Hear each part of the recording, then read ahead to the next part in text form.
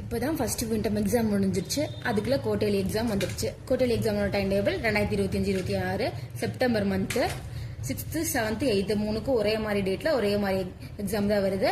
18/9 September 18 Tamil exam, September 19 PT physical education, September 20 English exam, September 23 maths exam, September 24 science exam, September 25 social exam. 6th 7th 8th 3 பேத்துக்கும் ஒரே மாதிரி exam தான். Timing மட்டும் தான் வேற.